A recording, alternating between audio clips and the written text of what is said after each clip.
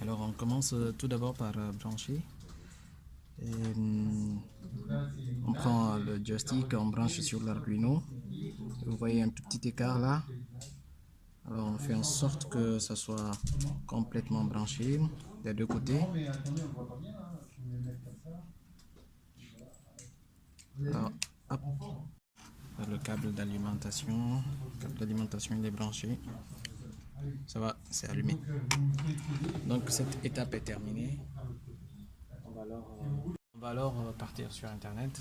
On a tapé déjà sur internet et voilà, on est tombé sur le code.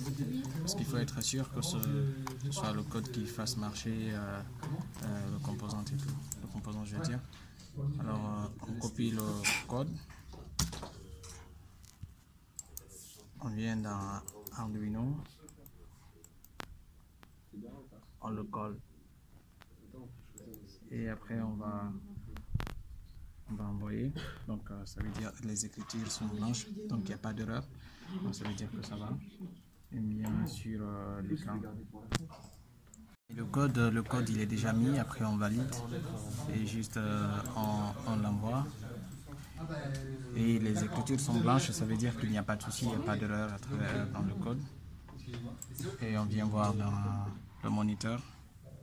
Et le moniteur il va afficher carrément les résultats. Alors vous voyez les écritures qui défilent à travers l'écran ici. Puis on voit que ça change, ok. Faut qu'on voit que ça change à moitié derrière, ok. Alors là on peut voir que c'est une série de lignes qui est identique et dès qu'on commence à toucher au joystick, on peut voir là que ça change les chiffres. Ou si on appuie sur les boutons, ça va changer le numéro là.